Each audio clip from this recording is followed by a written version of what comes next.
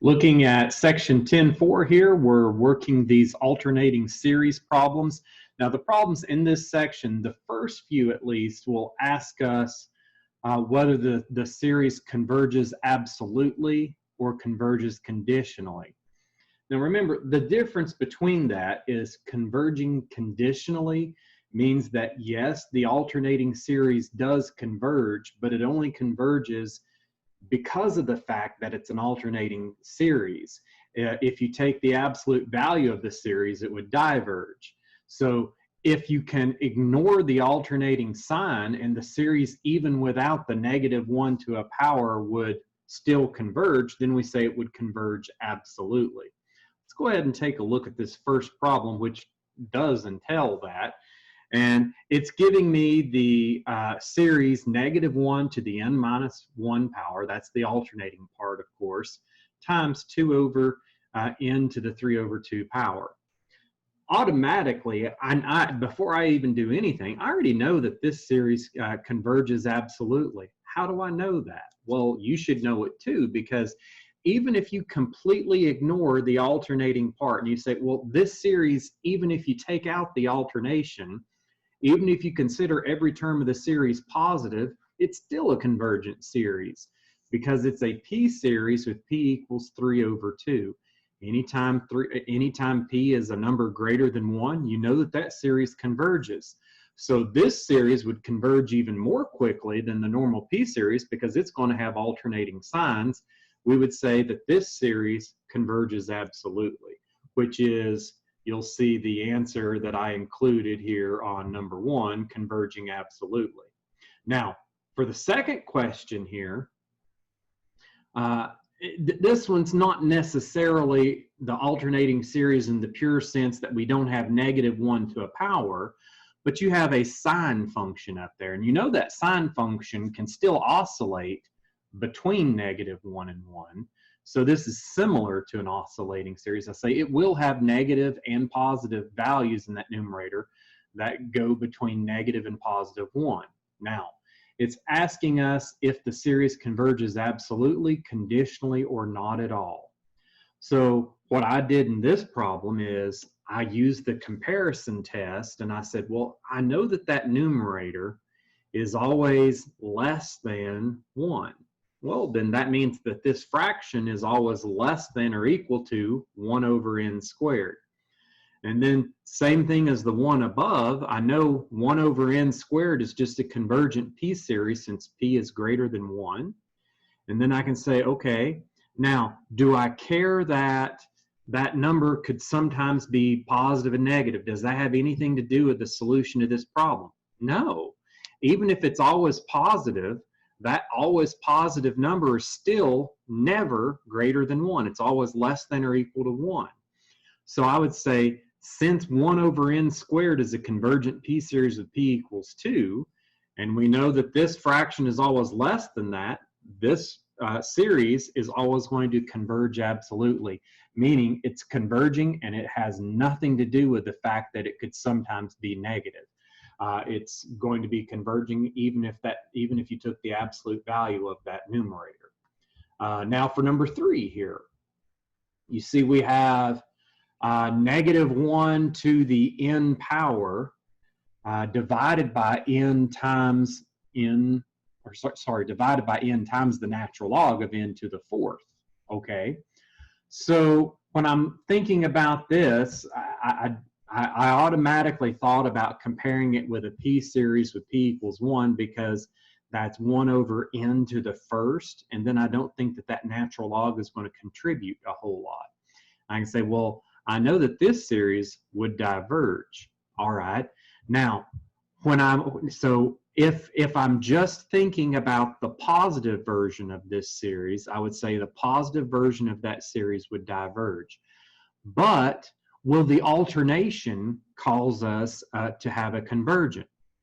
Well, in order to check that, I use the alternating series test. Remember, the alternating series test just says to take the limit as n approaches infinity of the non-alternating part of your problem. So it is just the 1/n times the natural log of n to the 4th. And if that general term minus the alternation portion, if that general term has a limit going to infinity, then you can say your series converges. And since clearly, as n goes to infinity, that denominator goes to infinity, numerator stays 1 over infinity has a limiting value of 0. So I can say, yes, the series does converge. The absolute value of the series would not converge because it's a p series, p equals 1. But due to the alternation, and I can see in the alternating series test, yes, our series does converge. That's the definition of converging conditionally. So we could say this series converges conditionally. It converges due to the alternating signs, and the alternating series test shows that it converges. So converges conditionally. I really don't like that wording, converges conditionally. It makes you think, oh, it's only going to converge under certain conditions. Well, no, that series does converge, but the reason it converges is because of the alternating sign. If that alternating sign wasn't there, that would be a divergent series. Now, the next one's ridiculously easy. There's really no work to show on it. It's just asking us to determine the convergence or divergence. And it gives you a p series, 1 over n to the 1.9. You said, well, that's a p series with p equals 1.9. Anytime p is greater than 1, you know it's going to be convergent. So I say converges because p is greater than 1. In my case, it was a 1.9. And you can see converges was the answer that Achieve wanted. This is a pretty quick section here. Number 5, we have the series, alternating series, -1 to the n divided by the square root of n to the 4th plus 1. Okay, so when I'm looking at this, I could say, and in this one, it's not asking for whether it converges conditionally or converges absolutely. Technically, this one would converge absolutely, because if you took the absolute value of this, you'd have 1 over the square root of n to the 4th. That's going to be a p series with p equals 2, which is convergent. But even if I don't worry about that, because this problem didn't ask whether it converges absolutely or converges conditionally, it only asks whether it converges or diverges. This one, you could say the easiest test to use is the alternating series test. And you can say just take the limit as n approaches infinity of the general term without the oscillation of the sign. So you just say 1 over the square root of n to the 4th plus 1. And clearly that's going to 0 as n goes to infinity. Every time that's the case, your series converges. Now, this would actually just show that it converges conditionally. It would converge absolutely, because if you took the absolute value of that numerator, you would have a p series with p equals 2, which would also be convergent. But in this case, it did not ask for the converges absolutely. So you just say, okay, it converges. Similarly, in the next one, it's not asking for absolute or conditional convergence. It's just asking us whether it converges or diverges. We have an alternating series. Every time you're given an alternating series and it's just asking whether it converges or diverges, it's a no-brainer. I would just use the alternating series test. Let L equal the limit as n approaches infinity of the general term without that oscillation of -1 to the n. And you can say, well, the general term is just going to be n over the square root of n squared plus 9. And then I can look at that and say, well, I know that that square root of n squared, that's the same thing as an n down there. So I have an n to the 1st in the numerator and an n to the 1st in the denominator. If I took the limit as n approaches infinity, now technically if I showed my work out algebraically, I would divide by n squared inside of that square root, and I would divide by an n in the numerator. When you take your limit as n approaches infinity, which you could show that work out, I didn't feel a need to. I just saw that it was going to go to 1 because the leading power of the numerator and denominator is going to be n to the 1st. Its coefficients were 1 over 1. So I knew that this limiting value was going to 1. Well, the alternating series test tells us that if that limit goes to anything other than 0, your series diverges. This series does diverge then. And you can see it diverges since the limit as n approaches infinity of a sub n is not equal to 0. Number 7 here. That's another page for me. Now, for number 7, I have the series -1 to the n plus 1 power, and I'm dividing that by the group 7n plus 1 factorial. Now, this one clearly converges. I don't even have to really check anything. Why? Because a factorial gets large ridiculously quickly. So that denominator, 7n plus 1, it's going off to infinity so fast. So I could really care less if that numerator is going to be a -1 or a +1. It's going to be some number over a number approaching infinity. This series is converging, and it's converging fast. But to show the work of the problem, I said, well, let's show the alternating series test. I took the limit as n approaches infinity of the non-alternating part of the general term, which would just be a 1 over 7n plus 1 factorial. And then as n goes to infinity, your denominator is going to infinity. Your numerator is a 1 over infinity has a limiting value of 0. Every time that's the case, you say that is conclusive evidence to show that your series converges. Now, in this case, this would be another one where we really could show that it converges absolutely, but that's not the goal of this problem. They only ask the absolute and conditional convergence on the first few questions. The last one, again, is just asking whether it will converge or diverge. A little bit more effort required in this one.